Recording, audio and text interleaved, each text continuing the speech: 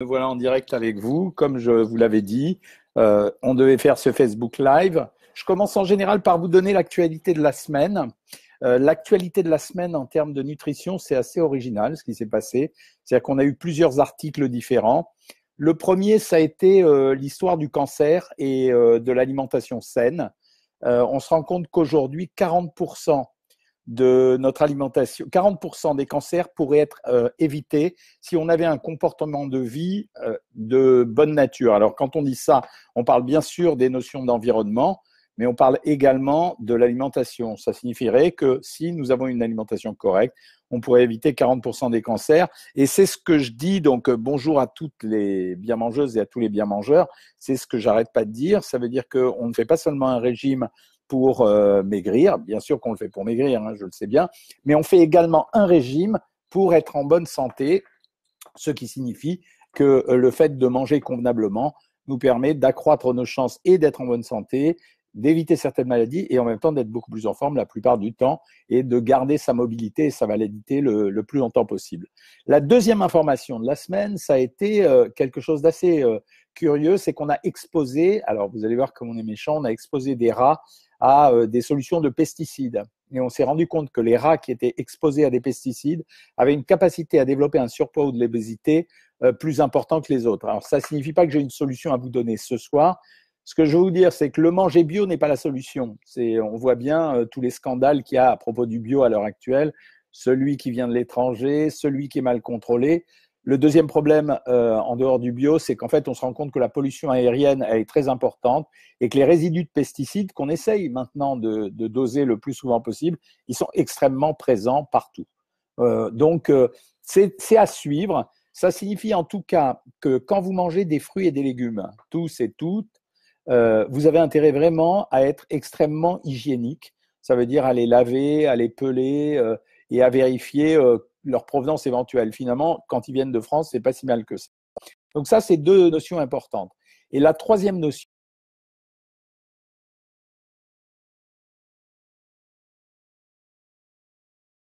épouse la mode à l'heure actuelle.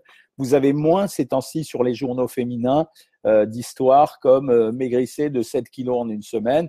On a toujours bien entendu Monsieur comme j'aime qui s'éclate avec ses box, mais on n'a quand même plus les 7 kilos en une semaine ou les 5 kilos en 8 jours. Donc ça, c'est vrai que c'est devenu plus raisonnable. Quant à l'initiative qui consiste à dire ne discriminons plus les gens qui sont gros, etc., moi je suis complètement pour, mais ça reste quand même un vœu pieux. Pour le moment, ça ne fonctionne pas très bien. Voilà, je suis à vous pour les questions. Donc, bonsoir Charlotte, bonsoir Fabrice, Valérie, bonsoir Patricia, bonsoir Valérie, bonsoir Sylvie. Donc, je suis en direct avec vous pour répondre à vos questions. D'abord, si ça vous amuse, on fait comme la semaine dernière. Ceux qui en ont envie me racontent quel est leur repas de ce soir. Et je vous les commande si vous avez envie. Bonsoir Jocelyne également. J'espère que vous allez partir en vacances très très bientôt. Je répète ce que je vous ai dit pour les vacances la dernière fois. Je ne suis pas sadique. Ça veut dire que quand on est en vacances, il ne s'agit pas non plus de dire qu'on va maigrir et qu'on va respecter le régime comme on le respectait auparavant. Ce n'est pas vrai ça. D'abord parce qu'il y a un entourage autour de vous. Et ensuite, la deuxième chose, c'est parce que vous allez être plus tenté, parce que vous êtes plus reposé, vous allez faire la cuisine, vous allez prendre des apéros. Donc ça, c'est normal. Pour moi, c'est quelque chose qui ne me choque pas du tout. La seule chose qu'on demande, c'est que pendant les vacances, il n'y ait pas de reprise de poids. Autrement dit, vous devez rester au poids du jour où vous partez en vacances jusqu'au dernier jour de vos vacances quand vous revenez. Alors bien sûr, je ne suis pas un sauvage, ça veut dire que j'ai pas dit qu'il fallait vraiment être à 500 grammes près, mais vous êtes à peu près à ça. Donc, et pour faire ça, je vous avais proposé la stratégie du 50-50, c'est-à-dire un des deux repas, vous le serrez très fort, plus fort que le repas de régime d'habitude, mais l'autre repas, vous allez le lâcher. Alors, on va commencer les questions. Claire me demande ce que je pense du psyllium. Rien de spécial. En fait, je sais qu'on en donne régulièrement. Il y a des gens qui en sont très satisfaits. Moi, je pense qu'il a plutôt une fonction placebo. Ça veut dire que c'est un médicament qui va vous aider, mais il ne va pas faire grand-chose, en tout cas en ce qui concerne l'amaigrissement. Ceci dit, si vous voulez en prendre, j'ai aucun objectif à ce que vous le preniez. Ça ne me dérangera pas du tout dans le régime. Alors, qu'est-ce que vous avez mangé? Mallory, chou-fleur, œuf au plat, 30 grammes de camembert, un petit suisse, une glace maison à base de compote sans sucre. Donc, ça veut dire, je pense que la compote est glacée. c'est pas mal, c'est plutôt bien. Beau repas. Peut-être que l'œuf au plat et 30 grammes de camembert, vous avez bien respecté les choses. La glace maison, j'ai rien contre. Il faut apprendre à se faire plaisir. Et comme je l'ai dit la dernière fois, vous avez quand même, faut pas délirer. C'est-à-dire, c'est pas une catastrophe la glace. De façon générale, 2 boules de crème sont quasiment l'équivalent de 2 boules de sorbet.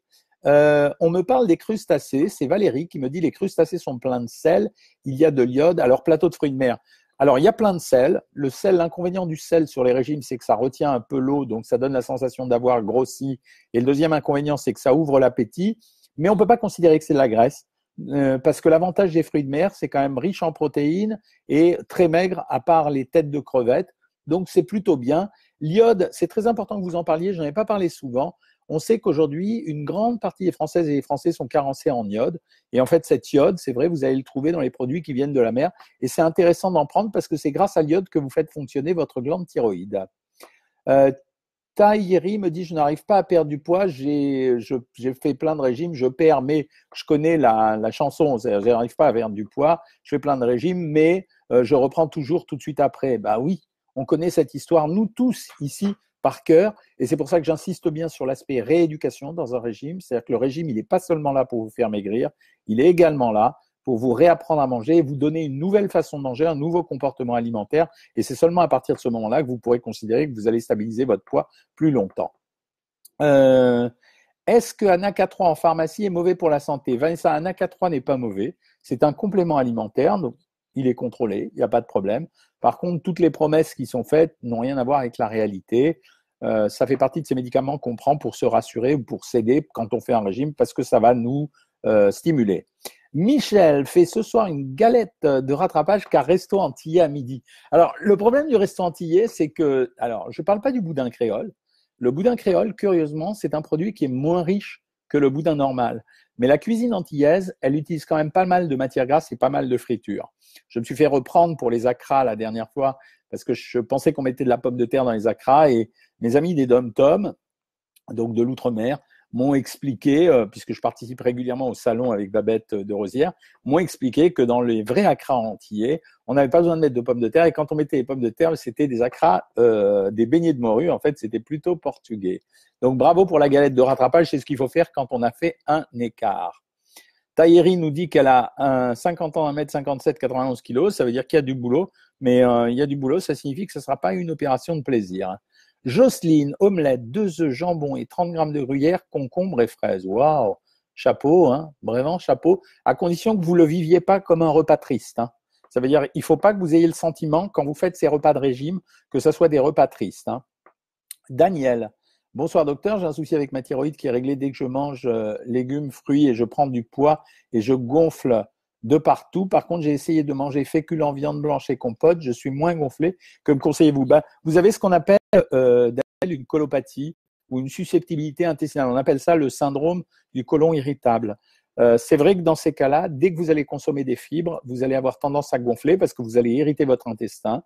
Il va produire un gaz qui s'appelle le méthane et qui va gonfler à l'intérieur de l'intestin. Le problème, c'est que les gens comme vous, on ne peut pas leur donner que des féculents si en plus ils sont au régime. Donc, ce qu'on fait, c'est qu'on essaye de pré-mâcher les fibres. Donc, si on prend des crudités, on les hache très, très fort.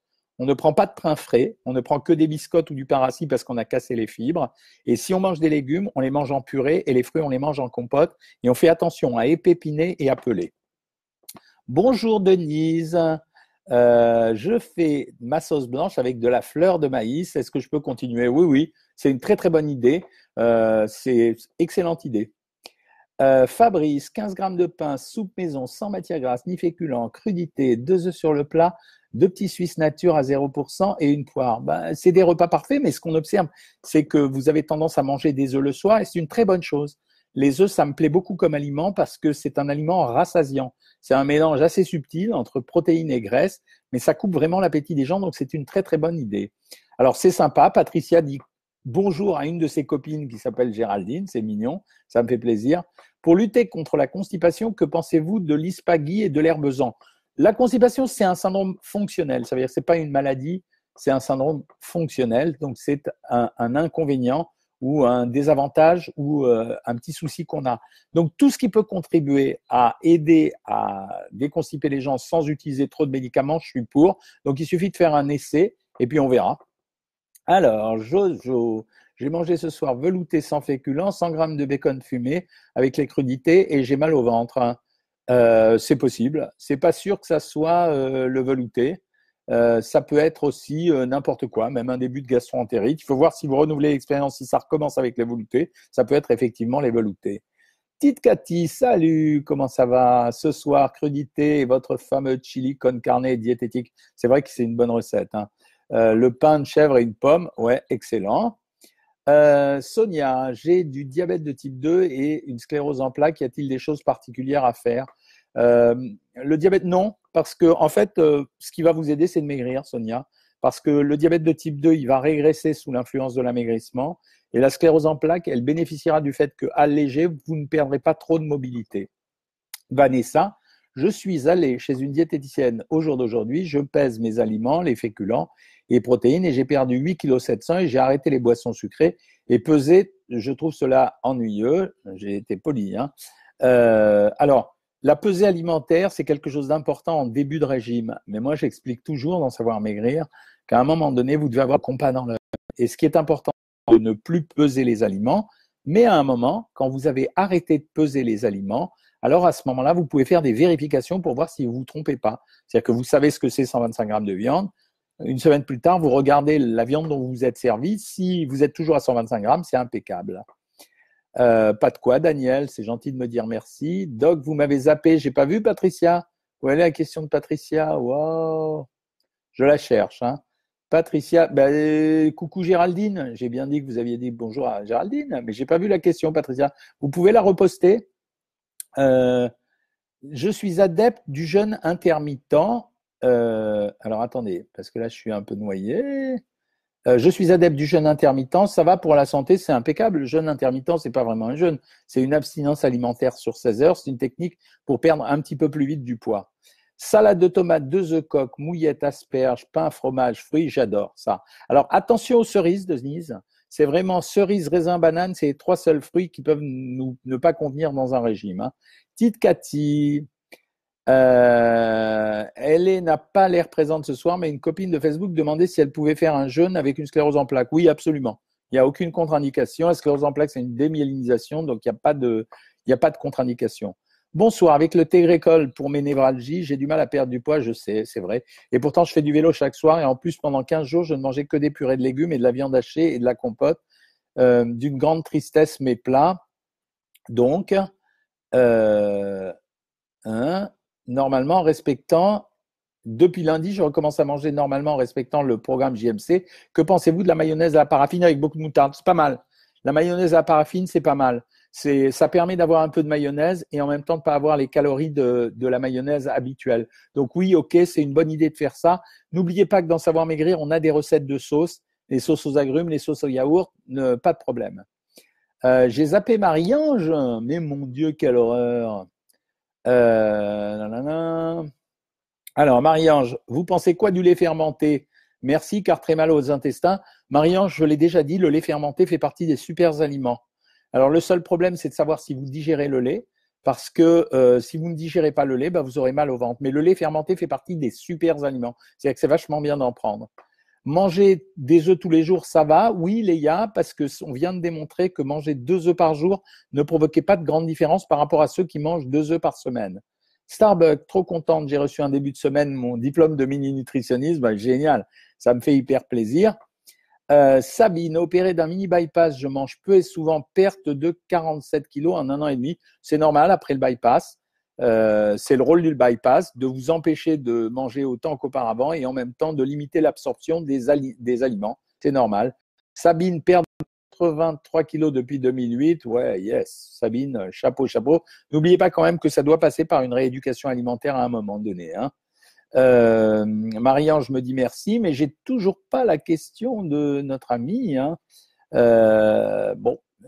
Si vous avez entendu la question, Patricia, vous me la reposez.